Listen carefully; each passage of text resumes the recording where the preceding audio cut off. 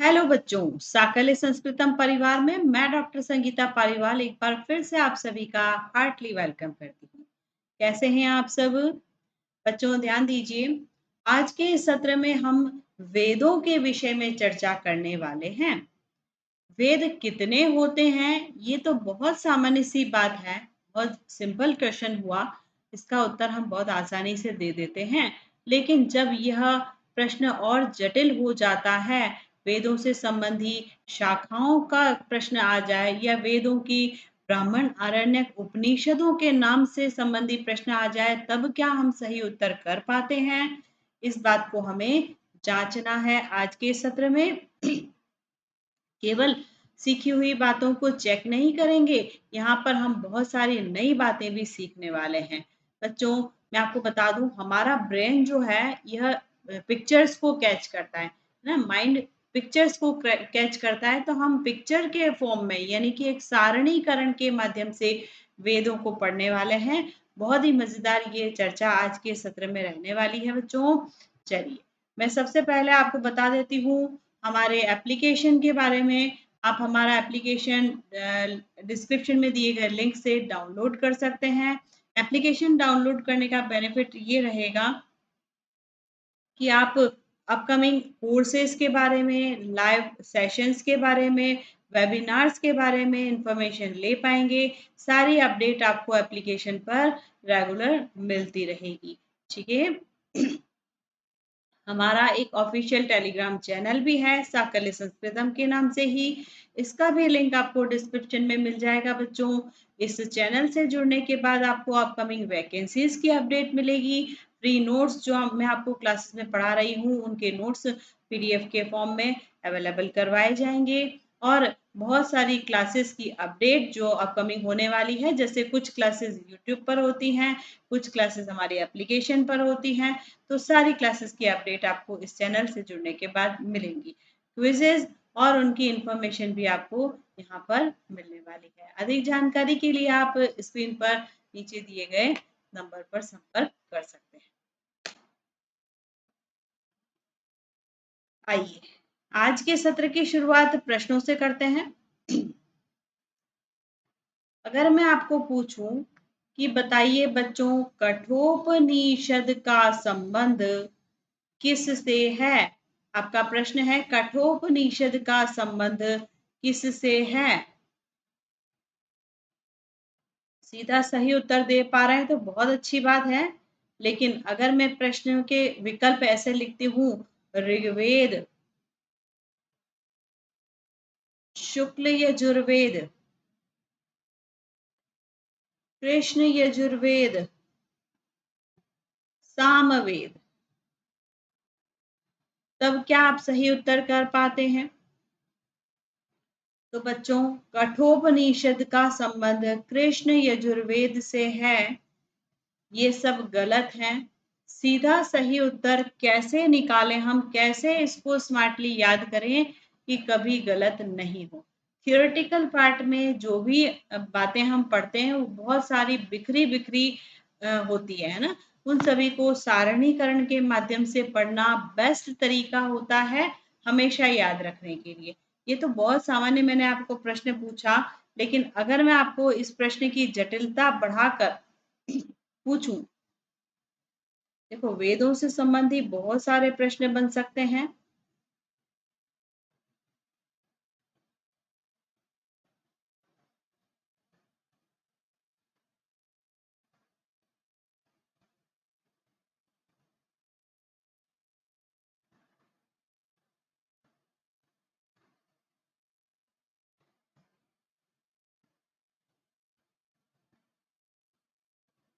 मैं विकल्प लिख रही हूँ।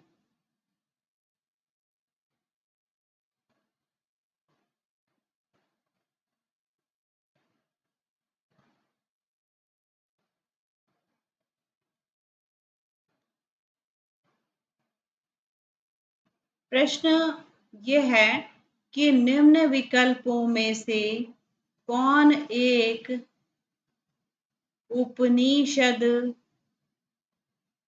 नहीं है? कौन सा एक विकल्प उपनिषद नहीं है। तो क्या समझ में आता है आपको? नहीं आएगा समझ में, क्यों?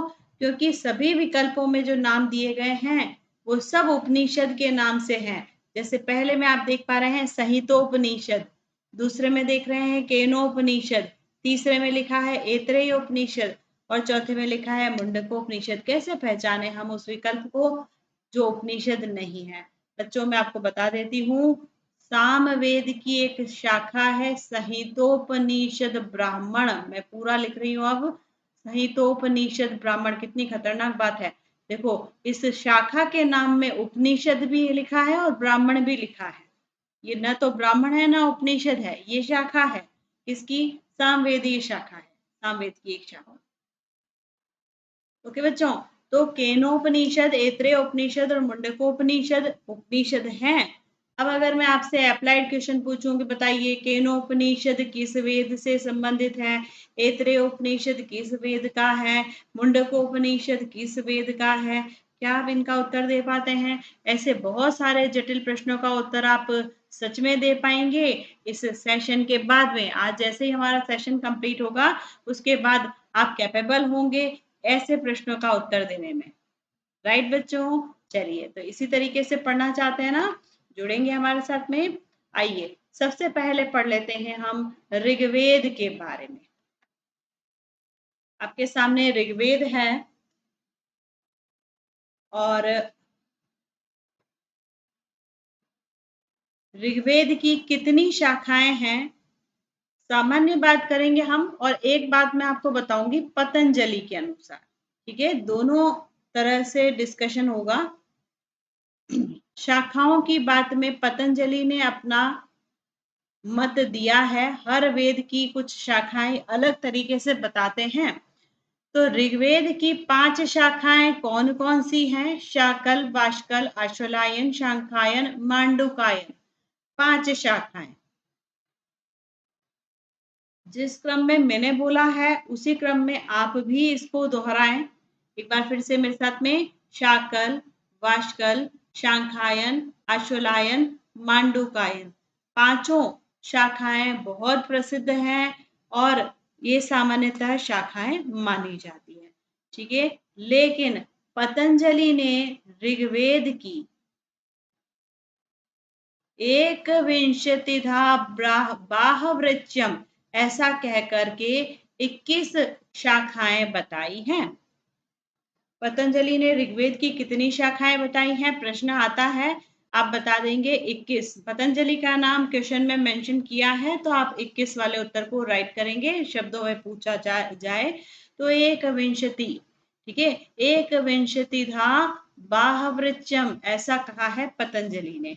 ऋग्वेद की 21 शाखाएं बताते हैं। अब इनका नाम आपसे नहीं पूछा जाता, कभी भी ऐसे कोई प्रश्न नहीं आते। सामान्यतः जो 5 शाखाएं हैं इनके नाम आप याद रखेंगे।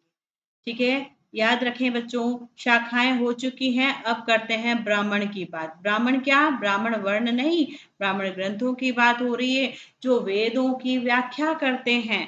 वेदों के व्याख्या परक ग्रंथ ब्राह्मण ग्रंथ कहलाए। ठीक है, तो ऋग्वेद का एक ब्राह्मण है ऐतरेय ब्राह्मण, बहुत बड़ा ब्राह्मण ग्रंथ है। और शांखायन ब्राह्मण, शांखायन शाखा से ही शांखायन ब्राह्मण बना, याद रखेंगे। ठीक है, ऐतरेय ब्राह्मण ऋग्वेद की लगभग सभी शाखाओं की व्याख्या करता है और शांखायन ब्राह्मण शांखायन से सीधा संबंधित है।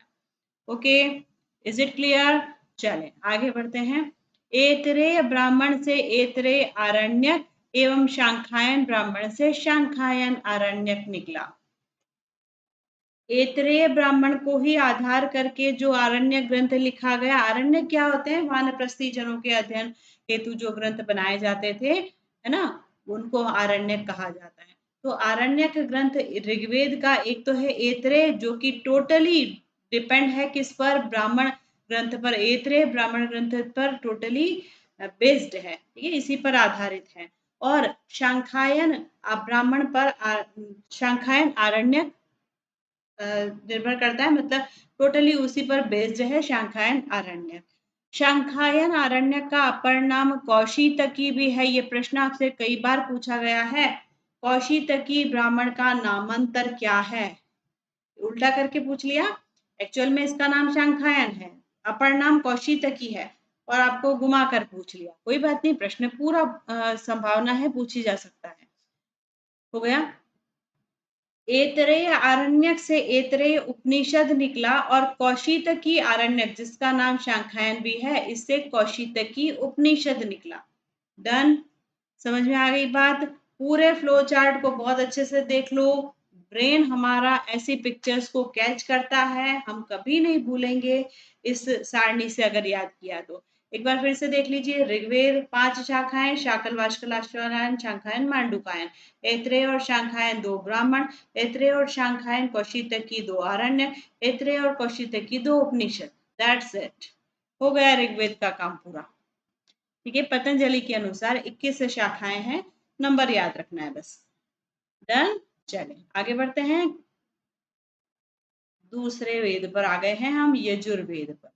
बहुत ही महत्वपूर्ण बात यहाँ पर आपको देखने को मिलेगी कि यजुर्वेद का विभाजन 2 विभागों में हुआ है। क्या कह रही हूं मैं, ध्यान से सुनेंगे। 2 विभाग, 2 भागों में यजुर्वेद बंटता है। सबसे पहला है शुक्ल यजुर्वेद और दूसरा है कृष्ण यजुर्वेद। तो पहले यजुर्वेद का विभाजन भागों में हुआ है, बाद में शाखाएं। क्या कहा मैंने? जैसे ऋग्वेद की डायरेक्ट शाखाएं बनी थी 5 शाखाएं, वैसे यजुर्वेद की डायरेक्ट शाखाएं नहीं है, सीधा विभाजन एक बार हुआ है विभागों में, शुक्ल एवं कृष्ण, उसके बाद उनकी शाखाएं बनेंगी। तो आप ऐसे याद रखें, शुक्ल यजुर्वेद की 2 शाखाएं माध्यन्दिन एवं काण्व, कृष्ण यजुर्वेद की 4 शाखाएं तैत्तिरीय, मैत्रायणी, यहाँ लिखा नहीं है मैं लिख रही हूँ, कठ एवं कपिस्थल। आई बात समझ में? तैत्तिरीय, मैत्रायणी, कठ, कपिस्थल 4 शाखाएं। अब इस विभाजन को मैं यहाँ पर लिख देती हूँ, ध्यान से देखेंगे। यजुर्वेद का विभाजन 2 प्रकार से, शुक्ल एवं कृष्ण। मैं शॉर्ट में लिख रही हूँ, लेकिन जो विभाजन मैं बना के बता रही हूँ इससे आपको और अच्छे से याद हो जाएगा। शुक्ल की 2 शाखाएं, माध्यन्दिन एवं काण्व। इस माध्यन्दिन शाखा का अपर नाम वाजसनेयी शाखा। ये अपर नाम से संबंधी बातें बच्चों आप हमेशा इंपॉर्टेंट करके याद कीजिएगा, क्योंकि बहुत ज्यादा प्रश्न बनने की संभावना इनसे होती है, अपर नाम से। ठीक है, वाजसनेयी संहिता किसका अपर नाम है? माध्यन्दिन संहिता का, माध्यन्दिन शाखा का। ठीक है। कृष्ण यजुर्वेद की 4 शाखाएं, 1 2 3 4 में लिख रही हूँ नाम। तैत्तिरीय शॉर्ट में लिख रही हूँ, आप पूरा लिखेंगे। मैत्रायणी, कठ एवं कपिस्थल। ओके, ये हो गए हमारे शाखाओं वाली बात। तो विभाजन पहले विभागों में, शुक्ल एवं कृष्ण, बाद में शाखाओं में, ऐसे। अब अगर आपसे पूछा जाए बताइए यजुर्वेद की कुल कितनी शाखाएं हैं, तो आप ऐसे थोड़ी कहोगे कि यजुर्वेद की तो शाखाएं नहीं है, इसके तो विभाग है। ऐसा नहीं बच्चों, स्मार्टली आंसर करना है। यजुर्वेद के 2 विभाग, शुक्ल की 2 शाखाएं और कृष्ण की 4 शाखाएं। 4 + 2 कर दो, इतना सा गणित तो आप हम सभी को आता ही है। क्या उत्तर आ जाएगा? 6 शाखाएं।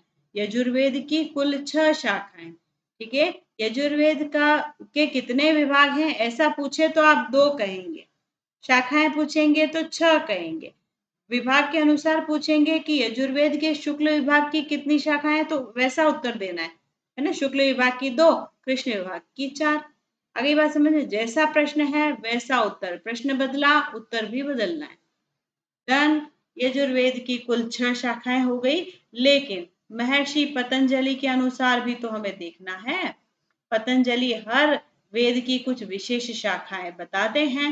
तो पतंजलि ने कहा 100 अध्वर्यु शाखा, अर्थात अध्वर्यु जो ऋत्विक है यजुर्वेद का, है ना, यजुर्वेद का ऋत्विक अध्वर्यु, और उस अध्वर्यु के नाम से ही यजुर्वेद को ये संबोधित करते हुए कहते हैं कि एक शतम अध्वर्यु शाखा, एक शतम मतलब 100 शाखाएं हैं किसकी, अध्वर्यु यानी कि यजुर्वेद की। आ गई बात समझ में। अब इन 100 शाखाओं की बात आपसे नहीं पूछी जाती, इनका नाम नहीं पूछा जाता, कुछ भी नहीं, जो पूछा जाता है वो मैंने यहाँ पर आपको लिख करके बता दिया। अब बात करते हैं ब्राह्मण ग्रंथों की। तो बच्चों शुक्ल से शतपथ ब्राह्मण बना, श से श याद रखेंगे। ये जो शतपथ ब्राह्मण है यजुर्वेद की 100 ही शाखाओं का उल्लेख करता है। शतपथ नाम ही इसी कारण से हुआ है इसका नामकरण। शतपथ यजुर्वेद की कुल 100 शाखाओं का उल्लेख है ना करता है, और ये प्रतिनिधि शाखा है, ये पूरे यजुर्वेद की प्रतिनिधि शाखा है। ठीक है, तो शुक्ल का शतपथ ब्राह्मण और कृष्ण का तैत्तिरीय ब्राह्मण, ये तैत्तिरीय जो शाखा थी इसके नाम से तैत्तिरीय ब्राह्मण बना। आगे बात समझ में कैसे ये कनेक्टेड है। ठीक, अब बात करते हैं आरण्यक की। शतपथ ब्राह्मण बड़ा है, शतपथ मतलब 100 शाखाएं, बहुत ज्यादा, बहुत बड़ा, तो बृहद आरण्यक, क्या कहा, बृहद आरण्यक। और तैत्तिरीय ब्राह्मण जो था, तैत्तिरीय ब्राह्मण से तैत्तिरीय आरण्यक बना, एवं इसकी जो मैत्रायणी शाखा थी इससे मैत्रायणी आरण्यक बना। ये दो हैं, मैंने कोमा लगा दिया है आपको पढ़ने में आसानी रहे। दो आरण्यक हैं कृष्ण यजुर्वेद के। शुक्ल यजुर्वेद का एक ही आरण्यक, कृष्ण यजुर्वेद के 2 आरण्यक। डन। आगे आ जाए, उपनिषद की बात करते हैं। बृहद आरण्यक, जैसे ये बृहद आरण्यक उपनिषद आरण्यक था, वैसे बृहद आरण्यक उपनिषद। ठीक है, और एक ईशोपनिषद भी इसी का है। तो यहाँ पर मैं लाइन कर देती हूँ ताकि आपको याद रहे कि शुक्ल यजुर्वेद के 2 उपनिषद, बृहदारण्यक उपनिषद एवं ईशावास्योपनिषद या ईशोपनिषद, एक ही बात है। ठीक है, अब बात करते हैं कृष्ण यजुर्वेद के उपनिषदों की। कृष्ण यजुर्वेद में तैत्तिरीय उपनिषद, कठोपनिषद और श्वेताशतर उपनिषद, 3 उपनिषद यहाँ पर। ठीक है, कौन कौन से, तैत्तिरीय, श्वेताश्वतर और कठोपनिषद।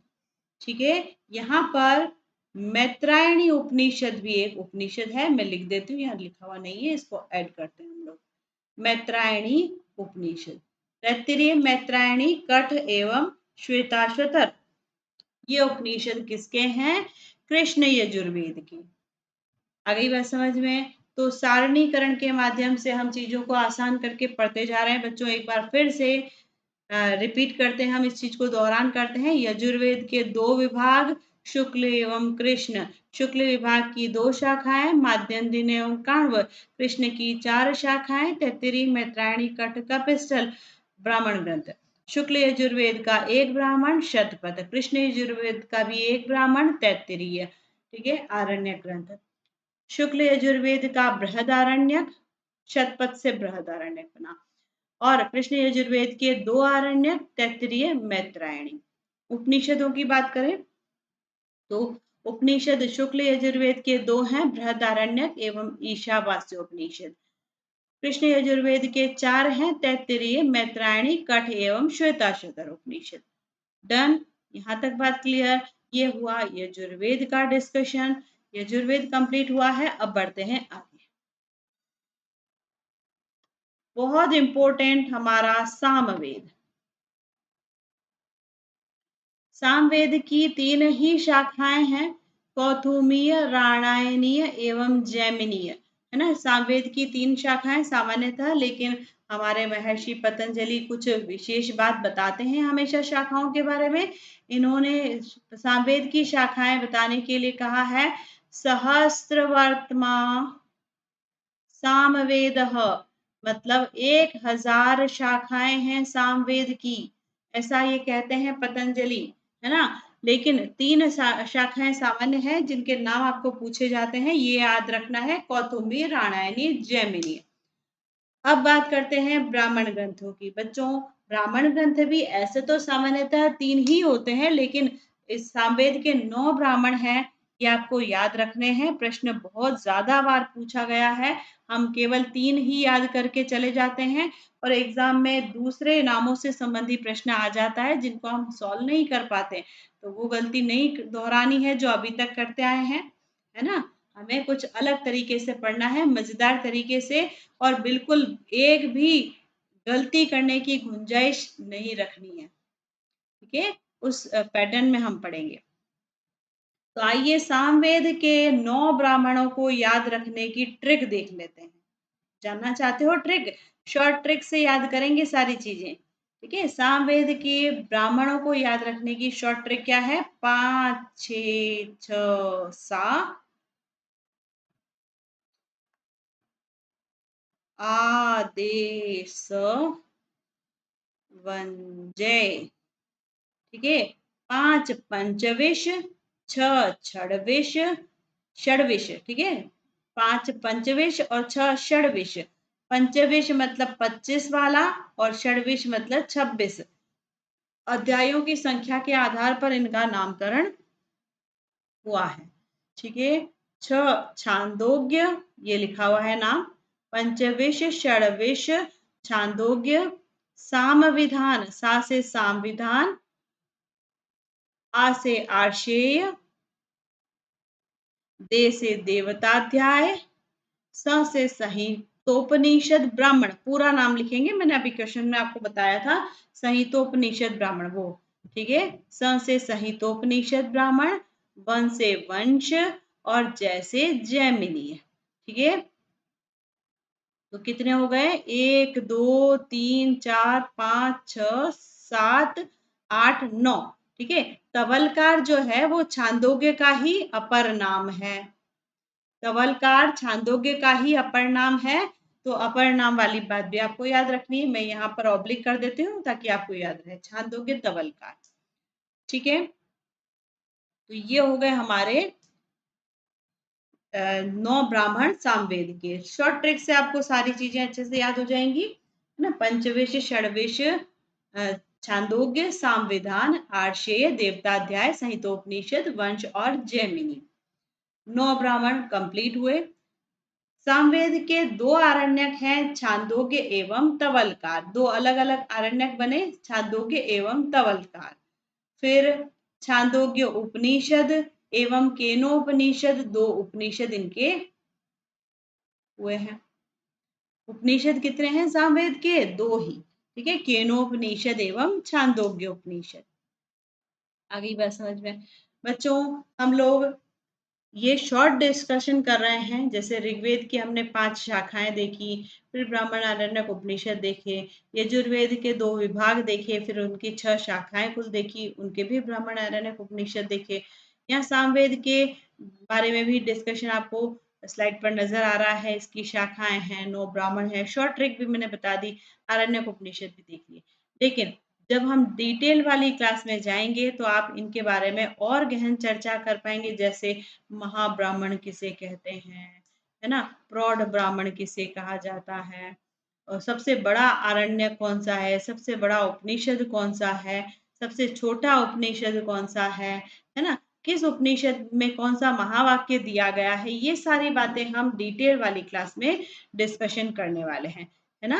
तो अभी इस सेशन में हम सारणीकरण के माध्यम से वेदों को समझ रहे हैं। मतलब एक सतही तरीके से अगर प्रश्न पूछ लिया जाए तो हमें एटलीस्ट ये तो पता हो कि कौन सी शाखा किस वेद की है, कौन से आरण्य का संबंध किस वेद से है, किस वेद के कितने उपनिषद हैं, ये सब। ठीक है, चलिए आगे बढ़ते हैं। अगला वेद है अथर्ववेद। ठीक है, अथर्ववेद की बच्चों शाखाएं 9 हैं और पतंजलि ने भी 9 ही बताई है। इन सभी को आपको याद रखना है। सामान्यतः ये शाखाएं शौनक, पेप्पलाद और मोद कही जाती हैं। 3 ही शाखाएं सामान्यतः कही जाती है, लेकिन 9 का नाम आपको याद रखना है। मैं इसकी भी आपको शॉर्ट ट्रिक अभी बताने वाली हूँ।